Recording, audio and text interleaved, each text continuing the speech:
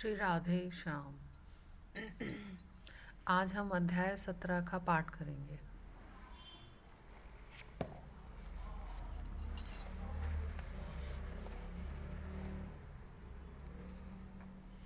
अध्याय 17। ब्राह्मण बालक के साथ क्रमश ब्रह्मा, महादेव जी तथा धर्म की बातचीत, देवताओं द्वारा श्री विष्णु तथा ब्राह्मण द्वारा भगवान श्री कृष्ण की उत्कृष्ट महत्ता का प्रतिपादन। सोती कहते हैं, ब्राह्मण को आया देख देव समुदाय उठकर खड़ा हो गया था। फिर वहाँ सभा में उन सबकी परस्पर बातचीत हुई। ये ब्राह्मण रूपधारी साक्षात भगवान विष्णु हैं। यह बात देवताओं की समझ में नहीं आई। भगवान विष्णु की माया से मोहित होने के कारण वे पूर्व पर की सारी बातें भूल गए थे। सौनक जी, उस समय ब्राह्मण ने सब देवताओं को संबोधित करके मधुर वाणी में वह सत्य बात कही जो प्राणियों के लिए परम कल्याणकारक थी। ब्राह्मण बोले, देवताओं, यह उपब्रहण की भार्या और चित्ररथ की कन्या है। पति शोक से पीड़ित होकर इसने स्वामी के जीवन दान के लिए याचना की है। अब इस कार्य के लिए निश्चित रूप से किस उपाय का अवलंबन करना चाहिए? सब देवता मिलकर मुझे वह उपाय बताए जो सदा काम में लाने योग्य समयोचित हो। मालावती श्रेष्ठ सती एवं तेजस्विनी है। वह अपना मनोरथ सफल न होने पर समस्त देवताओं को शाप देने के लिए उद्यत है। अतः आप लोगों के कल्याण के लिए मैं यहाँ आया हूँ। मैंने सती को समझा बुझाकर शांत किया है। सुना है आप लोगों ने श्वेत द्वीप में श्री हरि की भी स्तुति की थी, परंतु आप लोगों के वे स्वामी भगवान विष्णु यहाँ आए कैसे नहीं? आकाशवाणी हुई थी कि तुम लोग चलो, पीछे से भगवान विष्णु भी जाएंगे। आकाशवाणी की बात तो अटल होती है, फिर वह विपरीत कैसे हो गई?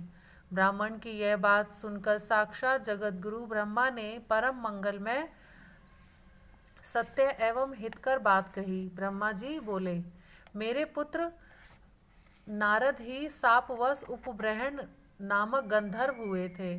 फिर मेरे ही शाप से उन्होंने योग धारणा द्वारा प्राणों को त्याग दिया।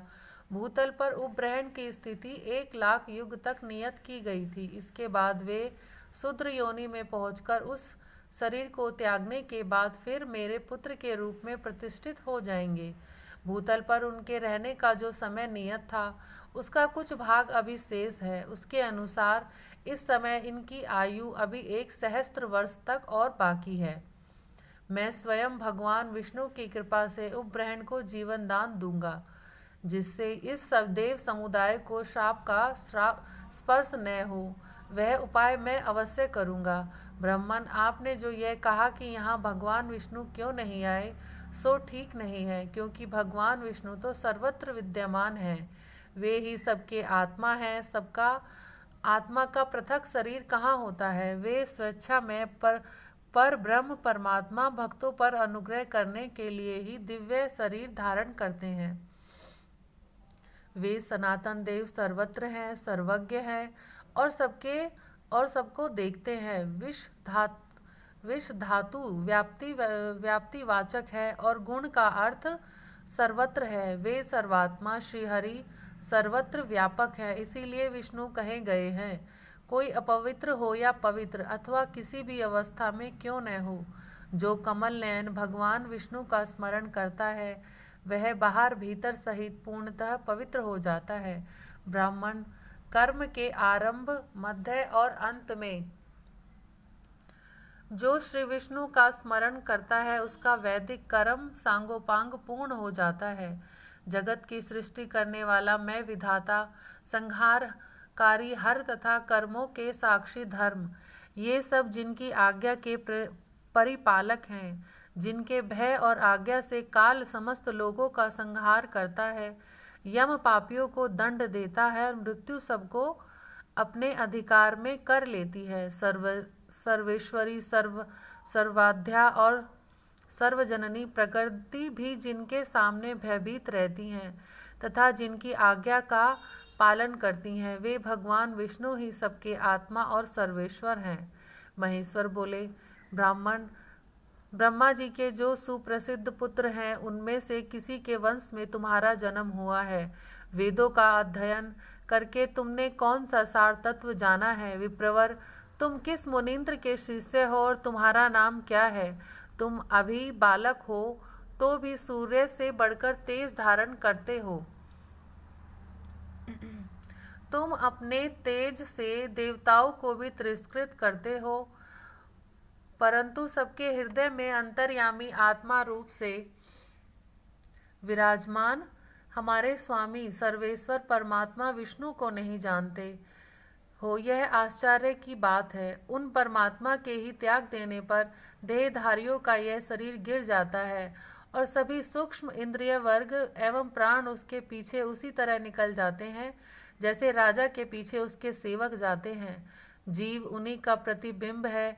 वह तथा मन, ज्ञान, चेतना, प्राण, इंद्रिय वर्ग, बुद्धि, मेधा, धृति, स्मृति, निद्रा, दया, तंद्रा, क्षुधा, तृष्णा, पुष्टि, श्रद्धा, संतुष्टि, इच्छा, क्षमा और लज्जा आदि भाव उन्हीं के अनुगामी माने गए हैं। वे परमात्मा जब जाने को उद्यत होते हैं तब उनकी शक्ति आगे आगे जाती है। उपर्युक्त सभी भाव तथा शक्ति उन्हीं परमात्मा के आज्ञा पालक हैं।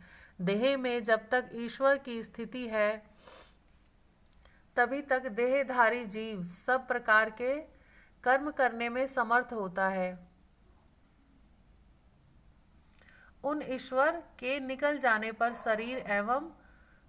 शरीर सब होकर अस्पृश्य एवं त्याज्य हो जाता है। ऐसे सर्वेश्वर शिव को कौन देहधारी नहीं मानता। सबकी सृष्टि करने वाले साक्षात जगत विधाता ब्रह्मा निरंतर उन भगवान के चरणार विंदों का चिंतन करते हैं, परंतु उनका दर्शन नहीं कर पाते। ब्रह्मा जी ने श्री कृष्ण की प्रसन्नता के लिए जब 1,00,000 युगों तक तप किया, तब इन्हें ज्ञान प्राप्त हुआ और ये संसार की सृष्टि करने में समर्थ हुए।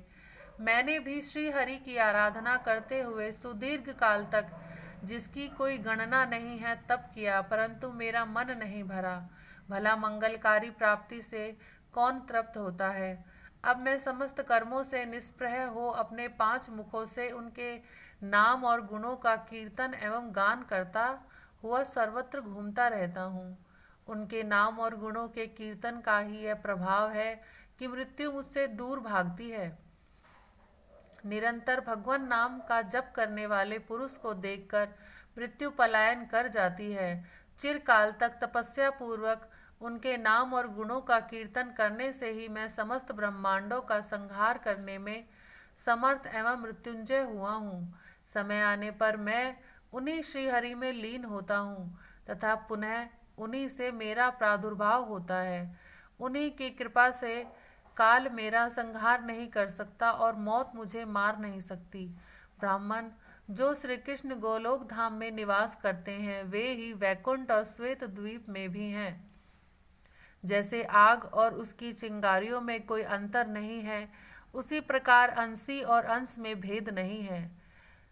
71 दिव्य युगों का एक मनवंतर होता है। प्रत्येक मनवंतर में 2 इंद्र व्यतीत होते हैं।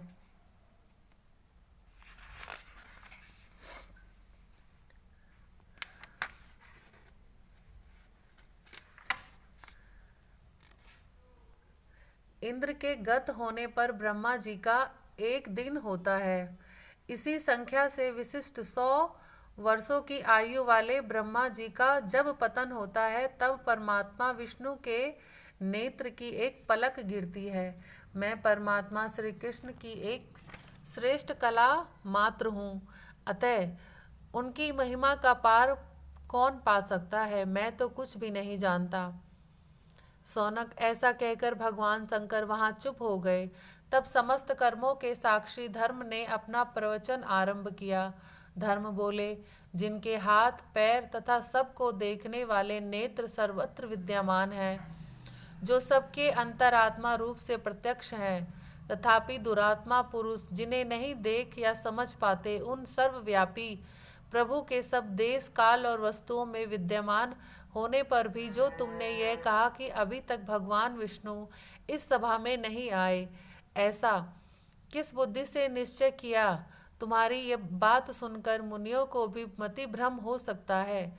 जहाँ महापुरुष की निंदा होती हो, वहाँ साधु पुरुष उस निंदा को नहीं सुनते, क्योंकि निंदक श्रोताओं के साथ ही कुंभीपाक नरक में जाता है और वहाँ एक युग तक कष्ट भोगता है। यदि देववश महापुरुषों की निंदा सुनाई पड़ जाए तो विद्वान पुरुष श्री विष्णु का स्मरण करके समस्त पापों से मुक्त होता और दुर्लभ पुण्य पाता है। जो इच्छा या अनिच्छा से भी भगवान विष्णु की निंदा करता है तथा जो नराधम सभा के बीच में बैठकर उस निंदा को सुनता और हंसता है, वह ब्रह्मा जी की आयु पर्यंत कुंभीपाक नरक में पकाया जाता है।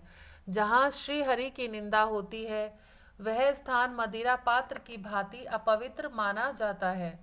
वहाँ जाकर यदि भगवान निंदा सुनी गई तो सुनने वाला प्राणी निश्चय ही नरक में पड़ता है। ब्रह्मा जी ने पूर्व काल में विष्णु निंदा के 3 भेद बताए थे।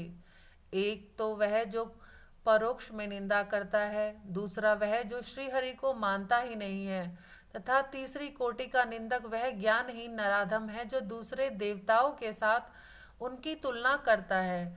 100 ब्रह्माओं की आयु पर्यंत उस निंदक का नरक से उद्धार नहीं होता।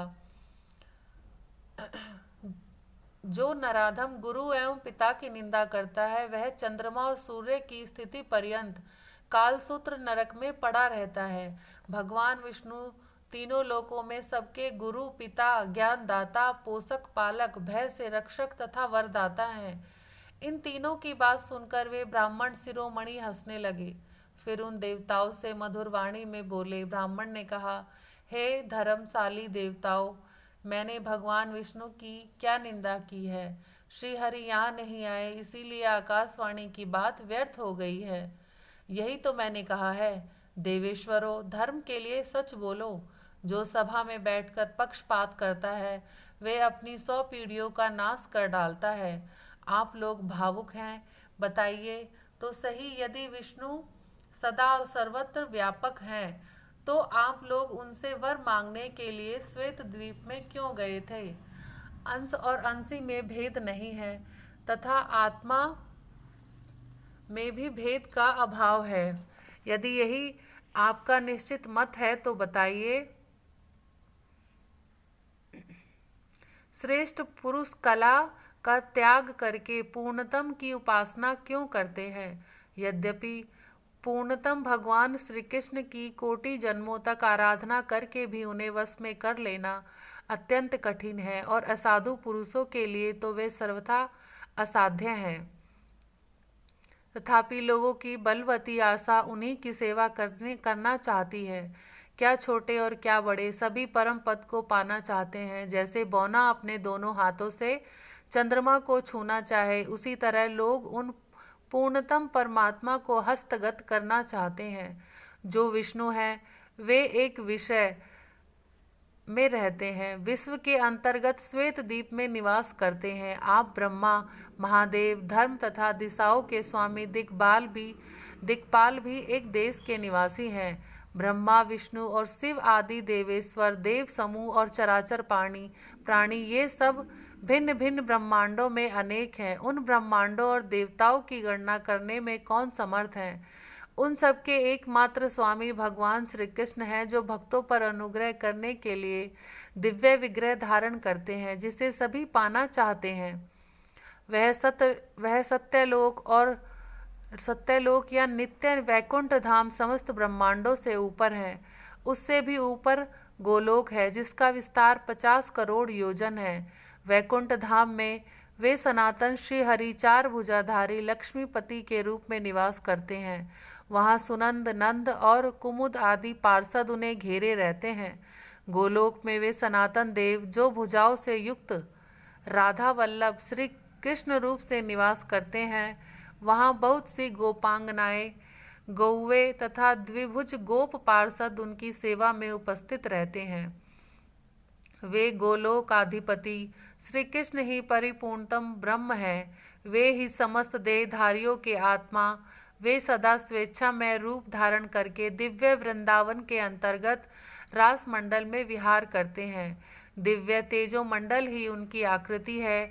वे करोड़ों सूर्यों के समान कांतिमान हैं। योगी एवं संत महात्मा सदा उन्हीं निरामय परमात्मा का ध्यान करते हैं। नूतन जलधर के समान उनकी श्याम कांति है। 2 भुजाएं हैं। श्री अंगों पर दिव्य पीतांबर शोभा पाता है। उनका लावण्य करोड़ों कंदर्पों से भी अधिक है। वे लीलाधाम है। उनका रूप अत्यंत मनोहर है। किशोर अवस्था है। वे नित्य शांत स्वरूप परमात्मा मुख से मंद मंद मुस्कान की आभा बिखेरते रहते हैं। वैष्णव संत उन्हीं सत्य स्वरूप श्याम सुंदर का सदा भजन और ध्यान करते हैं। आप लोग भी वैष्णव ही हैं और मुझसे पूछ रहे हैं कि तुम्हारा जन्म किस वंश में हुआ है तथा तुम किस मुनीन्द्र के शिष्य हो। ऐसा प्रश्न मुझसे बार बार किया गया है। देवताओं, मैं जिस वंश में उत्पन्न हूँ और जिसका बालक शिष्य हूँ, उन्हीं का यह ज्ञानमय वचन है। तुम लोग इसे सुनो और समझो। देवेश्वर सुरेश, गंधर्व को शीघ्र जीवित करो। विचार कर व्यक्त करने पर स्वतः ज्ञात हो जाता है कि कौन मूर्ख है और कौन विद्वान। अतः यहाँ वाग्य युद्ध का क्या प्रयोजन है। सौनक, ऐसा कहकर वे ब्राह्मण रूपधारी भगवान विष्णु चुप हो गए और जोर जोर से हंसने लगे। श्री राधे श्याम।